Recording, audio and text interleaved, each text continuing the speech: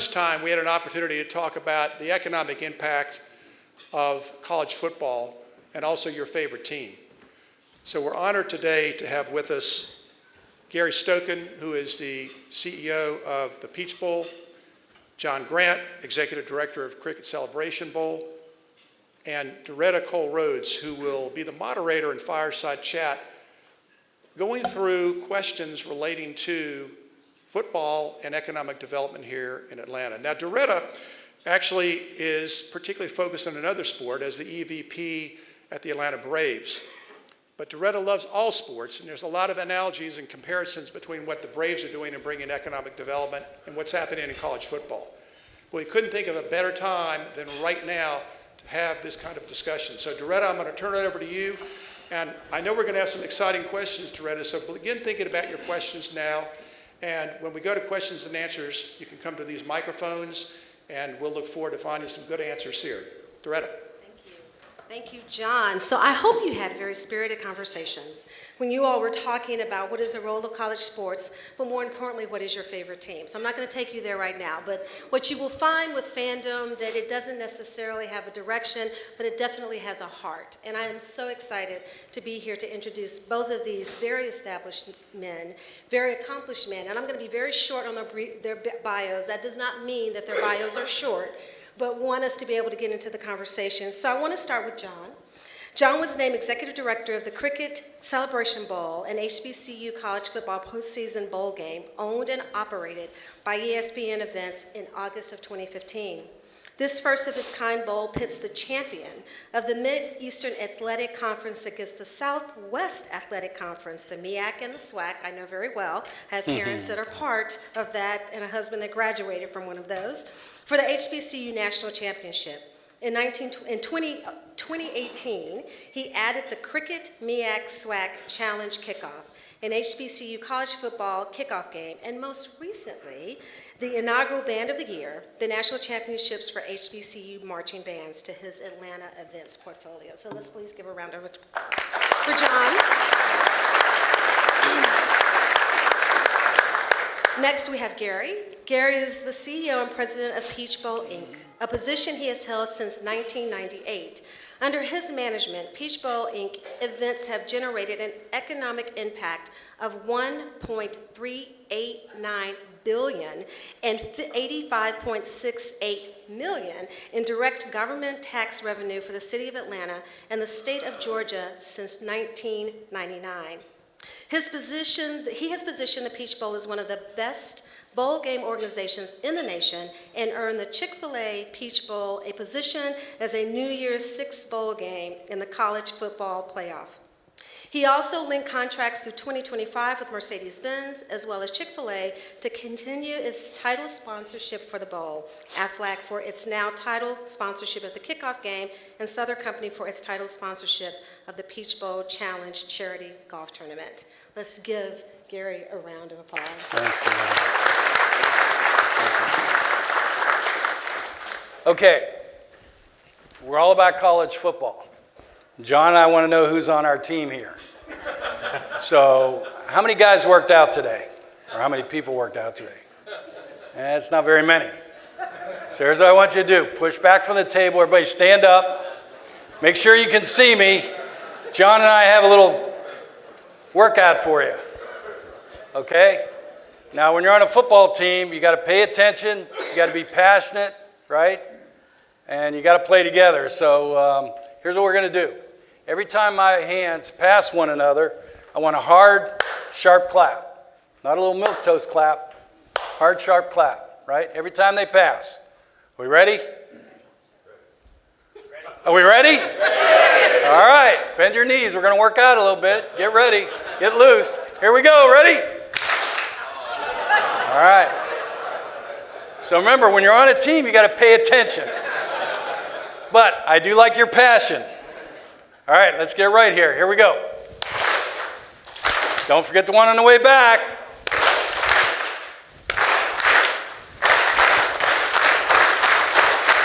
That's a standing ovation for John Yates and his leadership. You got to have fun doing this stuff.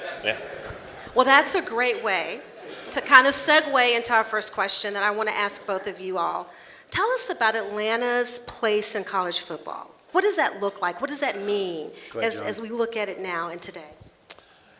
Atlanta, in my opinion, is one of the most unique places in the country for college sports, and specifically college football. Gary and his team coined some time ago that it's the capital of college football in the South, and that is true. Nowhere in America does any city have the diversity of sport, college sport, that Atlanta has. No other city can say that they host a national championship for HBCU football and that they're host of the college football playoffs at the Power 5 level. No other city.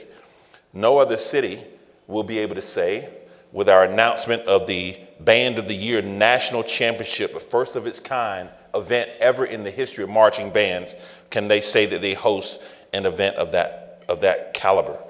No other city gets the amount of national exposure on national television that our events bring to our city that helps with conventions coming here with William and his team who sell Atlanta. Those are all the facts, and we don't know them.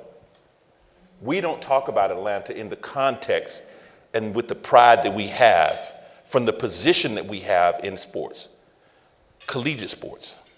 We don't support collegiate sports with the pride that we have holistically. We do individually for our teams, but holistically as a city, we are miles ahead of everyone else.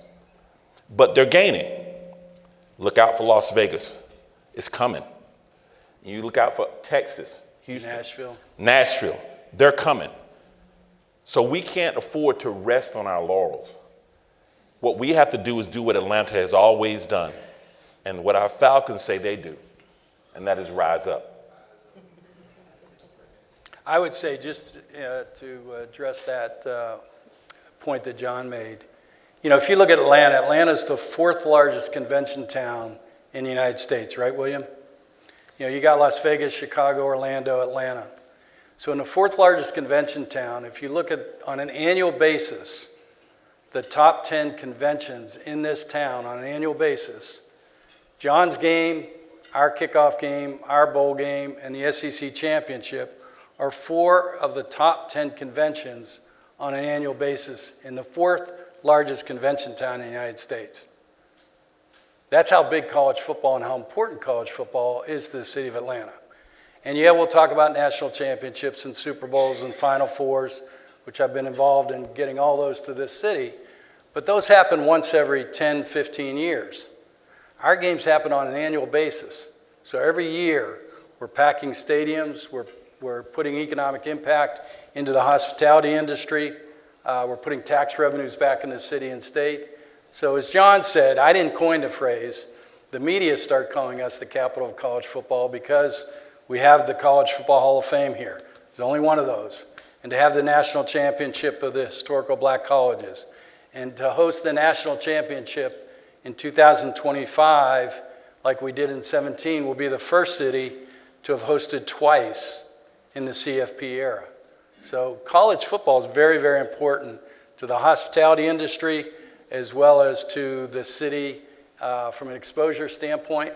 Last year, our Chick-fil-A Peach Bowl semifinal game, we had 24.5 million viewers view our game, Georgia and Ohio State. And just to give you a perspective, in the top 20 all-time broadcasts on cable TV history, the Chick-fil-A Peach Bowl last year is in that top 20. Last year, we were the 4th highest viewed event on TV that wasn't an NFL game. It was President Biden's State of the Union, the Beijing opening games at the Olympics, the Georgia-Alabama game January 1st, and our game on December 31st. All the rest were NFL games. But that's how important college football is to America, let alone to the city of Atlanta. So talk a little bit about the origins of each of your events, and then, more importantly, the fans and what they think about, the athletes, what they consider and look forward to each of those. Well, the Celebration Bowl was launched here in 2015. ESPN was looking to do a bowl game in Atlanta, and at the time, when I was with 100 Black Men, we were hosting another major event here called the Atlanta Football Classic. Rich McKay called me actually and said, "Hey, have you spoken to ESPN? They just left my office. They want to do a bowl game." And so he sent them to talk to me. Since that time, once we worked out the arrangements, we launched in 2015. We were proud that our initial sponsor was the Air Force Reserve, based in Warner Robins, which I did not even know that the headquarters for Air Force Reserve was at Robins Air Force Base in Warner Robins. And so they started out as our title. Sort of as Gary indicated, since then we have our bowl game, as we're in at the FCS level. See, Gary, the big guys, and we're the only college football bowl game at the football championship level. And that is important for Atlanta as well. There are no others at that level. And so this past year, we certainly, in terms of total live audience, which we're all measured by, Gary just related to that, this FCS HBCU National Championship game ranked in the top 10 when you take out the New Year's Six and the championship. We're in the top 10 in total live audience here for Atlanta.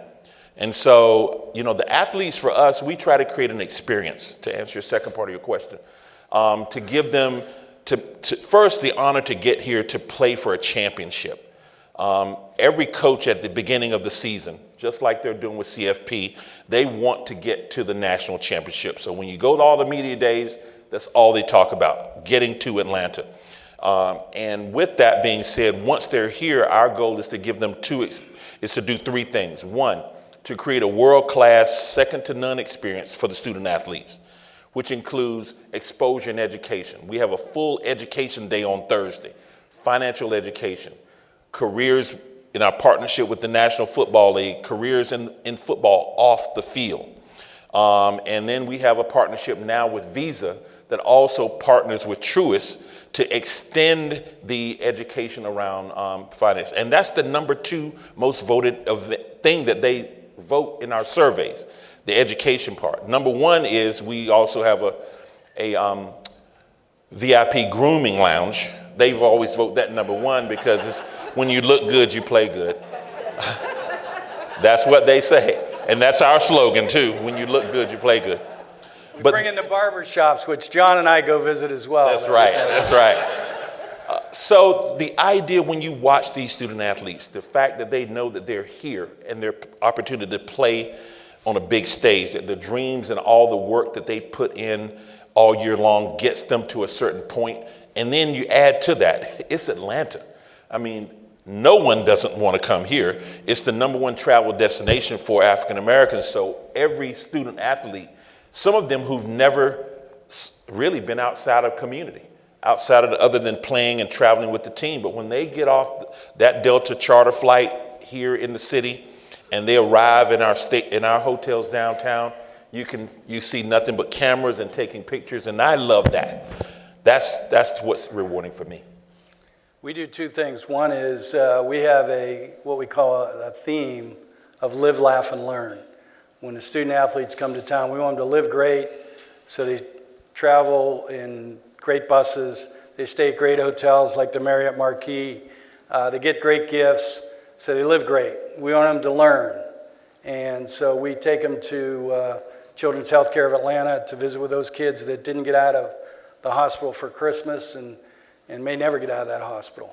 And then thirdly, we want to make sure that they give back, so we have a community. Last year they packed bags for kids at the APS schools. And then laugh, we have a battle for bowl week, so we have battles every night, from Andretti's to taking them to the Hall of Fame, because we want these kids to aspire to be in the Hall of Fame 10, 15 years from now. Some of those kids are going to get inducted into the College Football Hall of Fame. So live, laugh, and then learn.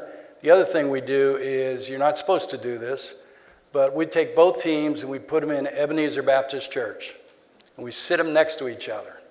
And you're not supposed to do that, because if a kid says something, then you got to a brawl, right? But we put him in Ebenezer Baptist Church, sitting in the pews, where Dr. King actually spoke from the pulpit. And we've had Congressman Lewis, C.T. Vivian, Andy Young. This year we had Andy Young and Bill Curry speak to the players and to talk about civil rights. And a lot of these kids, obviously, their parents weren't even born during the civil rights movement, let alone them. So hearing from Andy Young, it's an actual history lesson. It's a live history lesson. And to hear Congressman Lewis when he spoke, he said, you know, I was in charge of the youth movement for Dr. King. And, you know, when we walked across the Selma Bridge, that morning I got up, I put my backpack on. Well, all these kids nowadays wear backpacks. So he had them like that. He said, I put an apple, I put a book, I put a toothbrush and toothpaste in that backpack, because I knew I probably was going to jail. And he said, we got to the crest of the Selma Bridge. Now these kids are on the edge of their seats by now, right? And he said, I had Hosea Williams next to me. And Hosea saw the state police on horses with bats and rifles and dogs, and he hit me in the ribs and he said, John, he said, can you swim? And John said, Hosea, I cannot swim, so I'm marching. Hosea said, well, I may jump off and swim over. So John leads the march, and we all know what happened. John gets hit over the head, cracked skull open, he said, and, you know, I had a concussion, and the ambulance didn't pick me up. A police car picked me up, and I didn't go to the hospital. I went to jail. And so for these kids to hear this live, you know, in a live history lesson, gives them such a perspective that I'll never forget. The one black kid at the back raised his hand during questions, and he said, thank you for what you did. I wouldn't be standing here today if you didn't do what you did. My family wouldn't be where they're at if you didn't do what you do. Now that's the learning. We're in intercollegiate athletics. You want these kids to learn. And so they all come up. Can't wait to touch Congressman Lewis or Andy Young this year. And so we started in 1968, to answer the first part of the question as well. 1968, the Lions Lighthouse here in Atlanta founded the bowl game, and it was the first charitable bowl game. 9th oldest bowl game discovered, but the first for charity. And so we've always kept that in our mission. We've given $68 million out through the use of college football, and we're the #1 bowl organization out of 44 bowl organizations in the country in charitable contribution, and we maintain that every year. We gave $20 million to Children's Healthcare of Atlanta in 2019 to find cures and trials to eradicate childhood cancer. We now have 14 trials established with 37 kids in them, and the one leukemia trial is going to its second phase. So our goal is to give a kid another minute, another hour, another day, another month, another year, another life, and hopefully eradicating childhood cancer. So this year, AFLAC being or I should say AFLAC, I get a royalty every time I say it that way, so I'm getting good at it. AFLAC is going to be our title sponsor this year, and we're going to kick off with Georgia Tech and Louisville on Friday in prime time at Mercedes-Benz Stadium, September 1st, kick off for a cause. And so we're going to raise additional dollars through our 50-50 raffle, through donations that Peach Bowl is going to make, as well as AFLAC, to the AFLAC Cancer and Blood Disorder Center at Children's Healthcare of Atlanta to raise more money for creating trials and drug treatments. So, you know, we were recently voted by all the bowls to have the best student-athlete experience, winning the bestie for student-athletes experience at the bowl. So, you know, it's something very, very important to us to give back. It's in our mission, it's in our DNA, and we're so proud. All of you have been a part of that because you've bought tickets to our games. Some of the sponsors are here. I know some of my board members, Erica and William, are here. Billy's on our board of advisors. You've all been a part of this, whether you've been buying tickets, whether you've been a volunteer, or whether you've been on our board. And we have the best board, the best staff, and the best volunteers in the business. So we're very blessed to be in a town that gets college football. Yeah. And so, John, you mentioned that for some of your students, they had not traveled before. That was like the first time for them traveling. And I'm very curious for both of you, when you think about individuals coming to the events, talk about the size of crowds, talk about what that looks like, and how far distanced are people coming for your events? Well, that's a good question. And, children don't run as fast as adults. So you hear the numbers from Gary and his team. I have to say this first and foremost. I have to thank Gary because he's been a great mentor to me in this space. I've sat with him many times before even starting this bowl game when we were doing the Atlanta football class. He was always free with his advice and counsel, and I want to thank you for that in front of everyone here. Can I tell one story? You can. So John came to me and said, Gary, how can we, get better? Because John's always in continual improvement. That's what I love about John. It's always, how can we get better? And I have a saying I use, you stagnate, you die. Whether in life, whether in business, you got to keep reaching for continual improvement. So John came to me and he said, we got to get on TV. If we get on TV, we can get a better sponsor. So I worked with John, got him on TV, and it was on Fox. So the game goes on, and if you've never been to an HBCU game, you got to go. Because a football game breaks out during a band competition. And so the first half's over, right? So here come the bands out. Well, the bands start playing, and it is a fantastic show, right? Well, the players come out from the locker room to start the second half. Well, the bands ain't leaving. They kept playing, and I'm sitting there saying the TV guys are going to kill me because they only allot so much time to be on TV. Well, the players were coming out, the bands were kind of waving them back. They're in the end zone, start loosening up because the bands kept playing. It was the best thing in the world, and John does a great job. And I tell you, this idea he has for the best band in the country is going to be one of the biggest events, I think. Hopefully you're selling it separately and selling tickets because it's going to be a huge success. So it's a great idea. So the way we try to work and by the way, we just had a game Saturday. If you didn't know, we had a kickoff game. The MEAC SWAC Challenge kickoff had Jackson State versus South Carolina State, which was a rematch from the 2021 bowl game. And it was also Coach T.C. Taylor's replacement for Deion Sanders. It was his debut at Center Park Stadium. We sold the venue out. I want to thank, I don't know if he's here, Brian Blake, who's the president of Georgia State. There he is. Thank you so much. Your team is outstanding. We really enjoy filling up your house. Don't forget Charlie Cobb. And Charlie and everyone. Charlie and I went to NC State together. Is Charlie He's here? my man. Oh, okay. But so we opened, think about this. So Atlanta opened college football in week 0. Gary and his team will open in week 1. But week 0, Atlanta opens all of college football in prime time on ABC at 7:30 p.m. Great game. I'm waiting for the numbers, but it was the first time an HBCU game has opened college football in week 0 on network television right here in our city, just last week, just this past Saturday. Great experience. So what we build here with our games is we call it the world's largest homecomings. So because it's beyond just the 2 participating schools. When you come to our game, you will see representation from all various HBCUs. And they come here because it's a great city. We create a great experience. And because these games are also about football, but it's just more than that. It's family, it's connectivity. And Atlanta provides a great platform for it.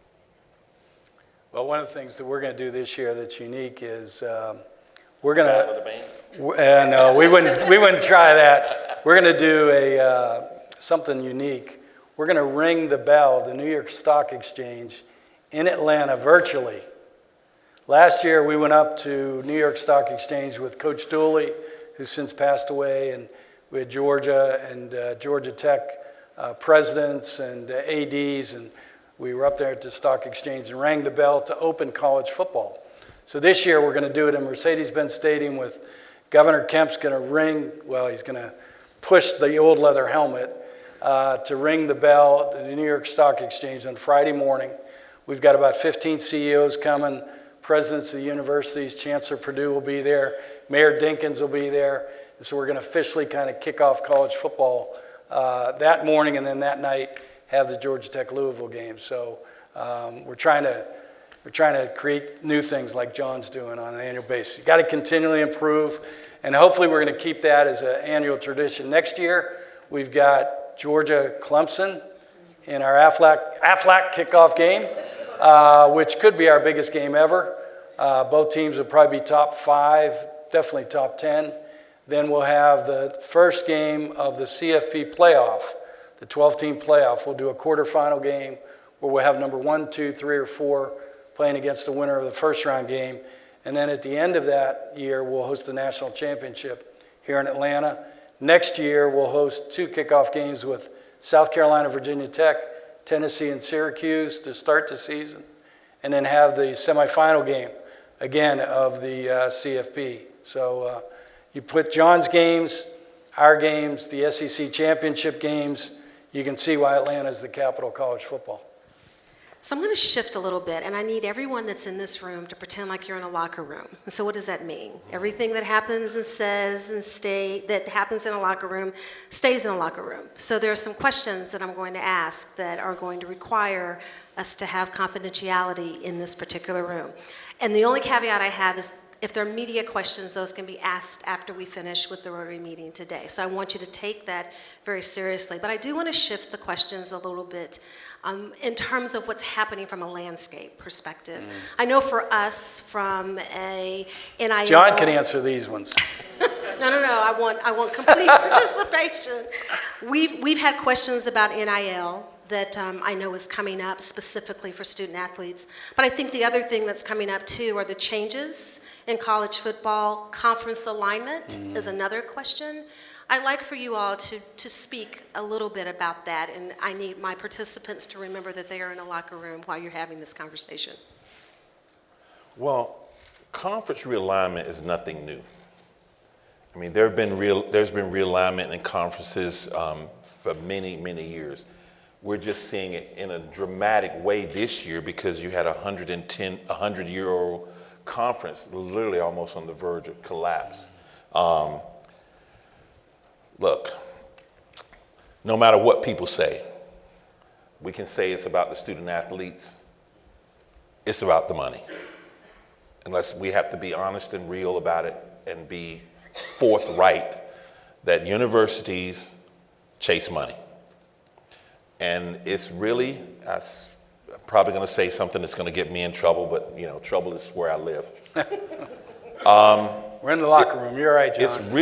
It's really almost a disservice to the kids who put in the work, who give their time, who put their bodies on the line. And we tell them, well, that's great, but you're getting a scholarship.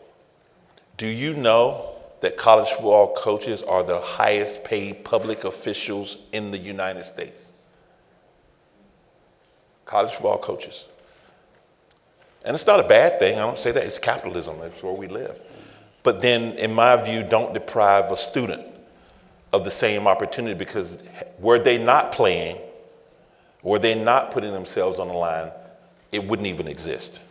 So is it fair? No. When I hear people say, well, we want it to be the way it was, then what was it? Let's call it what it is. What was it really? I mean, really, what was it? Free services under the guise of academic education, which is true, they're getting that.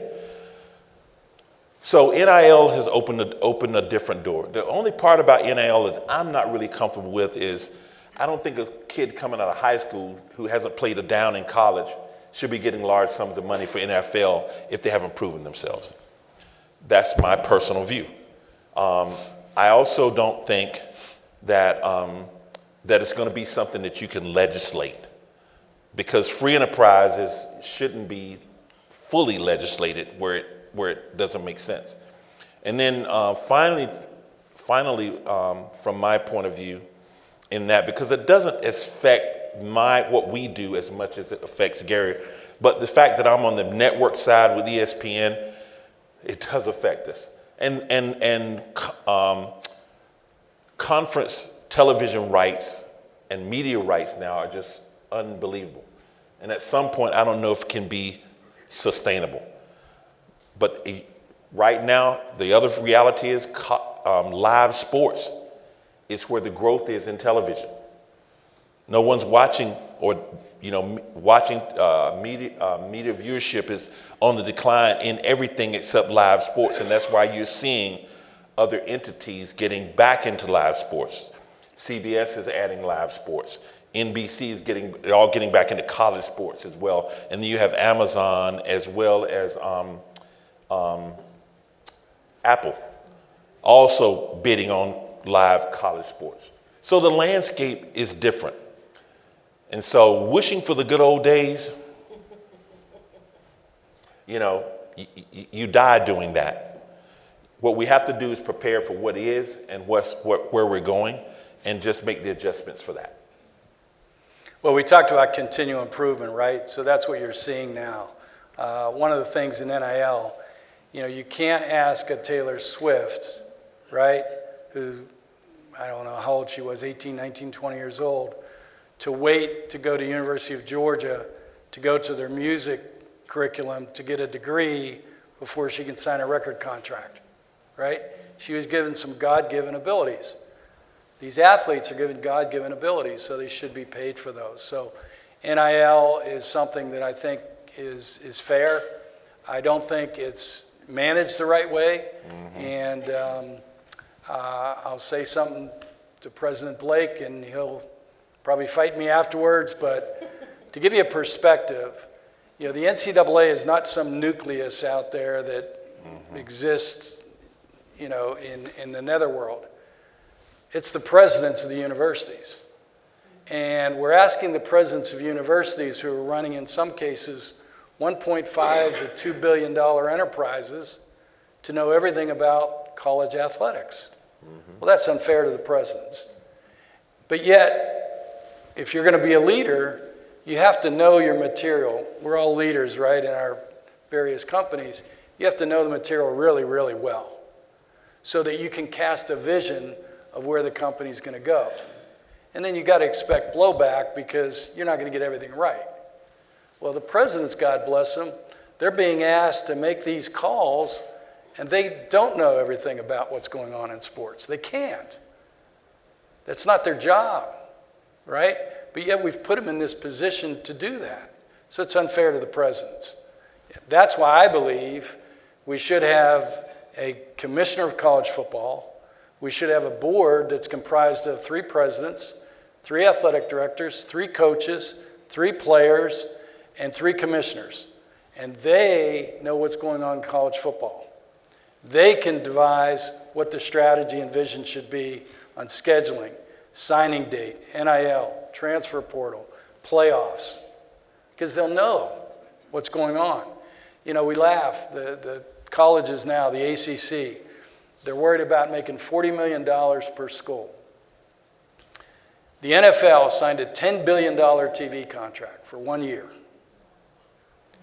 Every team in the NFL gets $325 million before they get ticket sales, sponsorship, merchandise, concessions.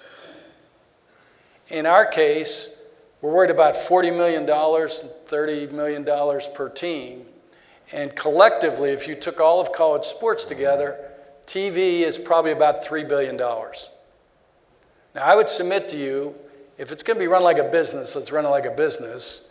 And if you unite everybody together and we collectively go to ESPN and ABC and CBS, college sports should be worth at least $6 billion. In my estimation, we're leaving $3 billion on the table. Now, you take $3 billion and start to split it up with schools, it's going to be more than the $30 million that they're worried about right now. And we're making decisions on whether the ACC should go take Stanford and Cal. And the only reason they're going to take Stanford and Cal and SMU, because SMU said, we don't need any media rights. Cal and Stanford are saying, we'll take less. And so they're going to get about $74 million if they do that deal and take those 3 schools from ESPN. They're going to take that $74 million and they're going to split it up between the Clemsons and Florida States who are complaining that we're bringing all the value to the ACC. And so go back to John's point, why are they doing all this for money? Does it make any sense to send a volleyball team from, Raleigh, North Carolina to go play at Stanford? No. But that's what they're going to do because of money. So, I submit that we need to change the whole thing and really change it. But we may be too late. It may have gotten out of hand. But I think NIL, we need to put some guardrails on it. We should go back to intercollegiate athletics. What is intercollegiate athletics? My dad worked 3 jobs. He made $17,000. I wasn't going to college. I got a basketball scholarship, which led me to hopefully some success of a career. But without that, I wasn't going to college. Intercollegiate athletics, let's give a kid a scholarship. Give him an opportunity. Let's get him a degree. Everybody has to pick up a lunch pail at some point. Whether you go pro for 3 years, you're 25 years old, you still got to go to work the rest of your life.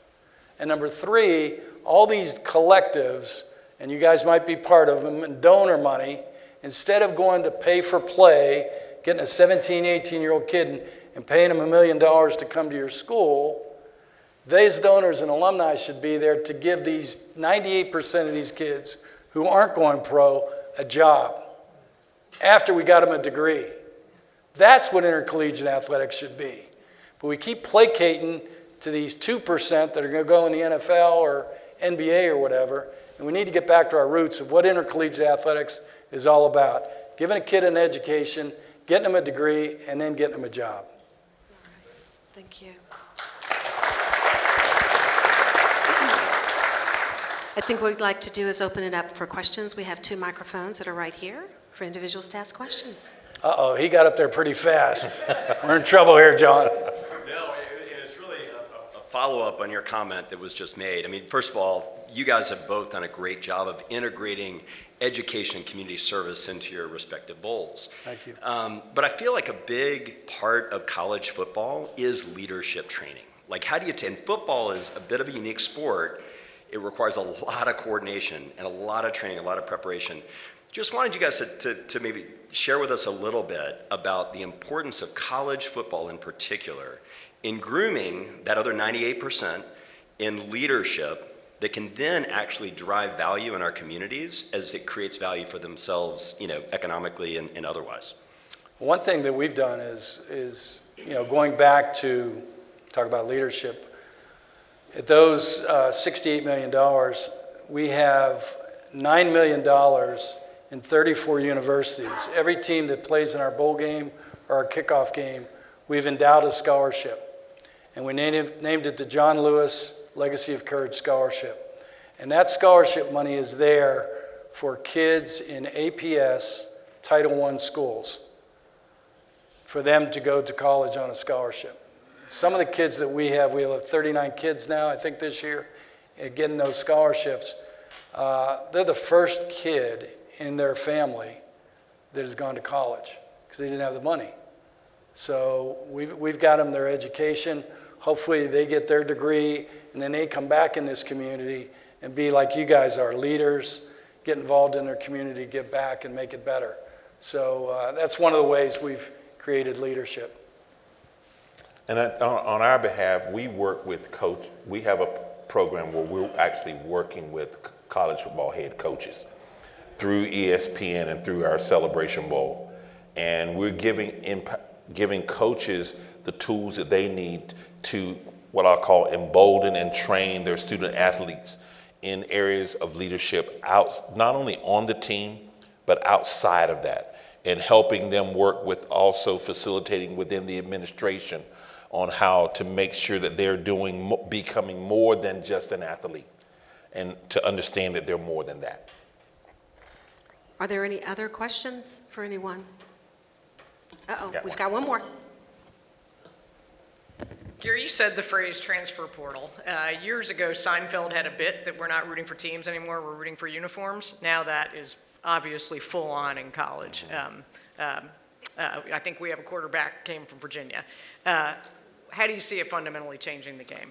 Yeah, transfer portal, what she's talking about, it used to be that you had to, if you wanted to transfer from your school, you'd have to sit out the next year, get academically inclined to the program, and then you could play the next year. Now kids can transfer at any time. And what we're seeing is a degradation of programs, primarily because kids can transfer if they're not playing. Well, I don't know about you guys, but you learn a lot through adversity in sports. And when you're not the starter and you got to work a little harder, you're not given things handed to you, that's good. That's what you're going to find out in life. Life's going to smack you in the face. Everything's not always going to go well. You learn things. Now these kids are transferring because they're not the starter, you know. And they're right now they can transfer as many times as they want. They're finally putting guardrails in where now you can only transfer once, right? There's also a grad transfer. If you graduate in 3 years, because these kids stay on campus all year long, so they're taking school all year long. They get their degree in 3 years, typically in football, college football. Then your fourth year, because you have 4 years of eligibility, 5 years to get in 4 years of eligibility, you can transfer, and it's called a grad transfer if you graduated from another school. And that's a good thing because now all kids are getting masters. So that's a good part of the transfer portal. But we need more guardrails around the NIL. We need more guardrails around signing date, around transfer portal. Because what's happening is signing date is December 20th. So you're an athletic director. Your coach didn't have a very good year, right? You got to fire your coach in November, October, November, because you want him to be able to recruit for a month to get your signing class for December 20th. That's backwards. The NFL has free agency in February to March, so you either lose guys or you get guys. And then in April, they have the draft, so you can fill your holes. In college, we do everything kind of backwards, and that needs to change as well. Well, I want to take this opportunity to thank you both for being here with us. If you can give them a round of applause for their time and their efforts for being with us. Thank you. Thank you. So real quickly, next week, no meeting. Enjoy Labor Day. We do have on September 11th, Jimmy Etheridge, the former CEO of Accenture. We also have on the 18th of September, Andrew Morse and Leroy Chapman from the Atlanta Journal-Constitution. And we'll enjoy on September 25th, Ed Bastian, CEO of Delta Airlines. So please join us. Have a wonderful holiday and meeting adjourned.